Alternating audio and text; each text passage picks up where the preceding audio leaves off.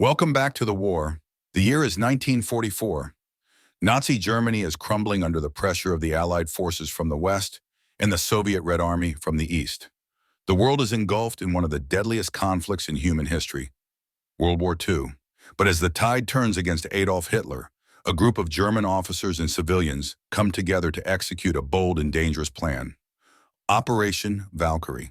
Join us at Legacy of War as we take a deeper look at the story of their attempt to assassinate Hitler and overthrow the Nazi regime.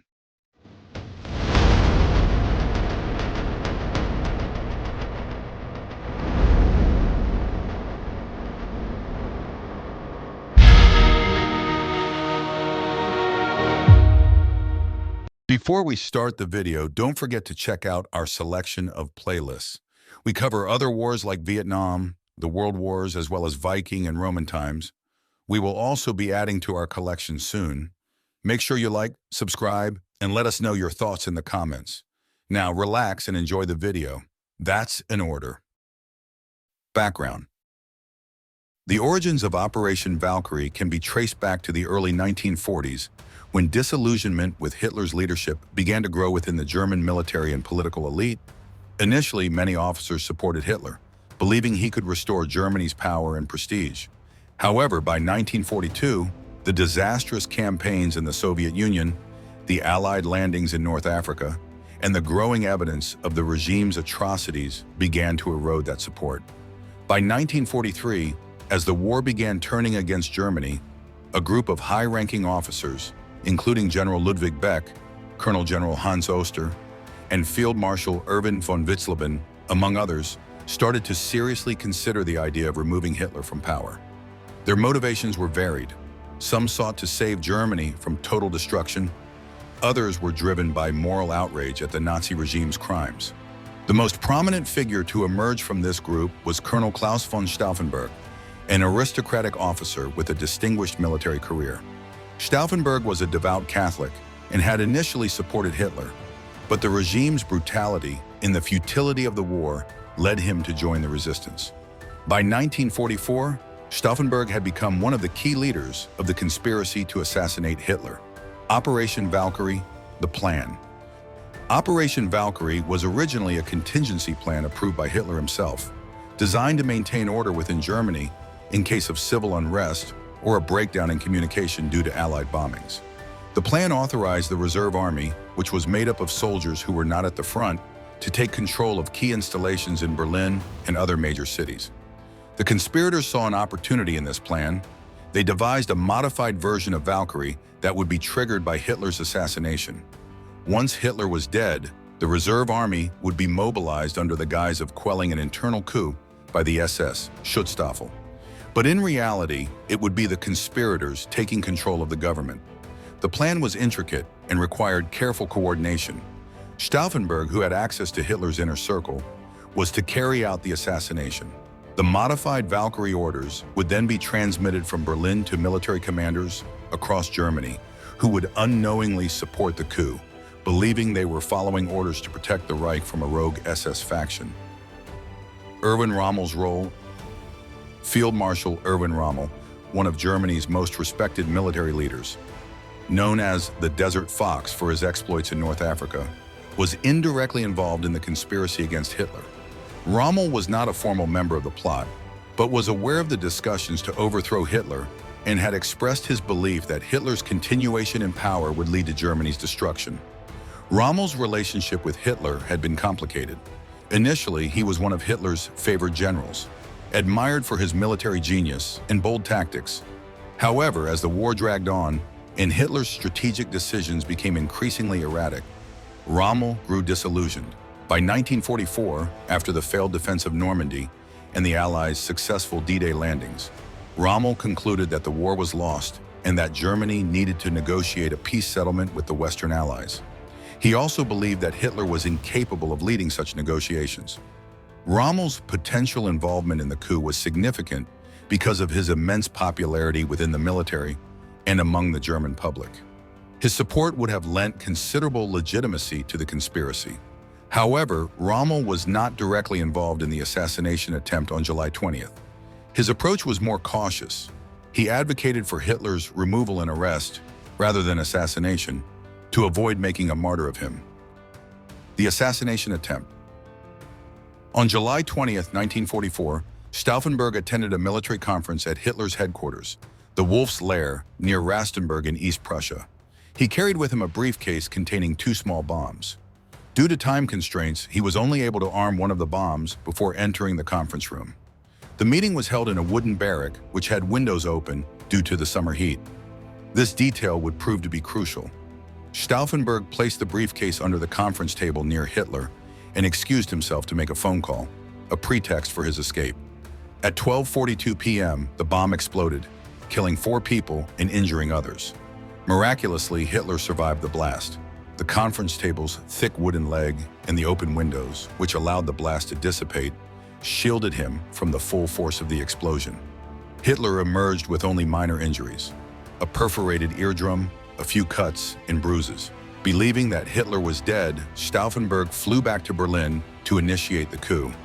However, the situation quickly began to unravel. By the time he landed in Berlin, it became clear that the plot had failed. The failed coup. Confusion and indecision plagued the conspirators in Berlin. Some officers, upon learning that Hitler had survived, hesitated to act. Communication lines were delayed, and key commanders were uncertain of their orders. General Friedrich Fromm, the head of the Reserve Army, and initially thought to be sympathetic to the plot, wavered and ultimately turned against the conspirators. By the evening of July 20th, Hitler had regained control.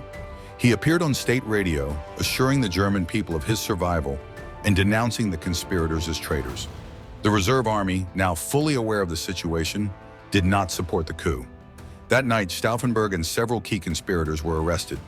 General Fromm, attempting to cover his own involvement, hastily convened a court-martial and sentenced Stauffenberg and his co-conspirators, including Lieutenant Werner von Haiften, General Friedrich Olbricht, and Colonel Albrecht Merz von Kernheim, to death.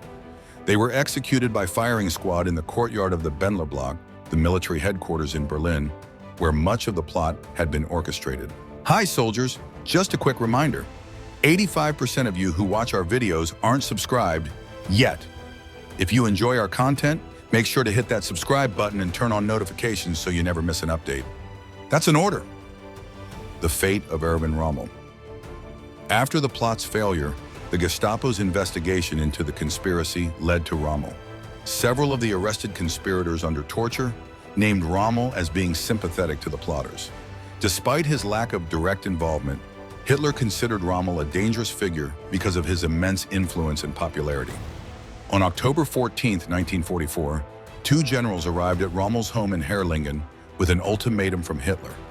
Rommel was given a choice. He could either commit suicide and be given a state funeral with full military honors, protecting his family from persecution, or he would face a trial, likely leading to his execution and repercussions against his family.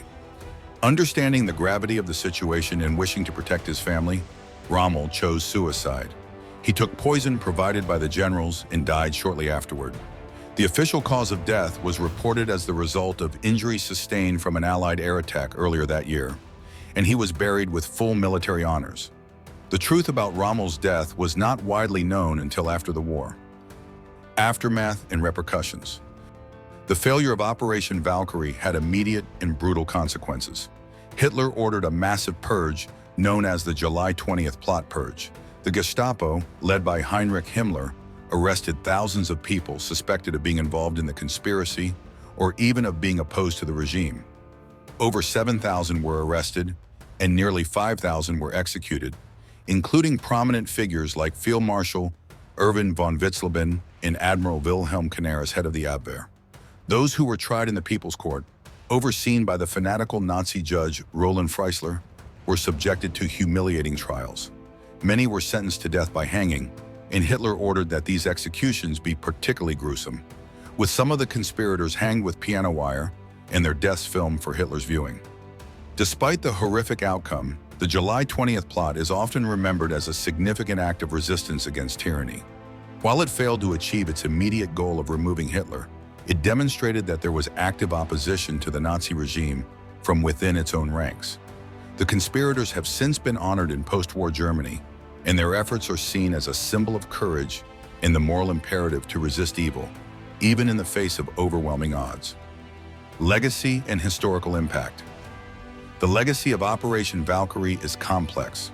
While the plotters did not succeed in their mission, their actions have been viewed as a powerful statement against dictatorship. In post-war Germany, the conspirators, particularly Klaus von Stauffenberg, have been recognized as heroes who tried to restore honor to their nation. Erwin Rommel's legacy is similarly complex. Although he was not a direct participant in the plot, his opposition to Hitler and his forced suicide made him a symbol of the internal resistance within the German military. After the war, Rommel was honored in both Germany and by the Allied powers for his military brilliance and his moral stance against Hitler. Streets, schools, and military barracks were named after him in post-war Germany, and he is often remembered as a tragic figure who navigated the treacherous waters of Nazi politics with both skill and integrity. The story of Operation Valkyrie and the involvement of figures like Rommel have been the subject of numerous books, films, and documentaries. The 2008 movie Valkyrie, starring Tom Cruise as Stauffenberg, brought the story to a global audience and highlighted the moral and ethical dilemmas faced by those who resisted the Nazi regime from within. Operation Valkyrie remains a poignant reminder of the complexities of history and the moral courage required to stand up against tyranny. It is a story of hope, despair, and the enduring fight for justice, even in the darkest of times. The conspirators, although ultimately unsuccessful, have been posthumously recognized for their bravery, and their efforts serve as an important chapter in the broader narrative of World War II. In contemporary Germany, July 20th is a day of remembrance for the resistance against Nazism. The Bendler Block in Berlin, where Stauffenberg and others were executed, now houses the German Resistance Memorial Center, a museum dedicated to those who resisted Hitler's regime. Each year, a solemn ceremony is held to honor the memory of those who dared to stand against one of history's most brutal dictatorships. Conclusion. The failure of Operation Valkyrie marked one of the last major efforts to overthrow Hitler from within. Although it did not succeed in its immediate objective, it left a lasting impact on history. The bravery and determination of those who participated in the plot, including the complex figure of Erwin Rommel, serve as a reminder of the importance of resisting evil, even when the odds seem insurmountable. As we reflect on Operation Valkyrie and the people who risked everything to stop Hitler, we are reminded of the sacrifices made by those who fought against the Nazi regime from within. Their story is a testament to the enduring human spirit in the pursuit of justice, even in the face of overwhelming darkness. Thanks for watching. Don't forget to like, subscribe, and leave your thoughts in the comments. Check back in again soon. Salute.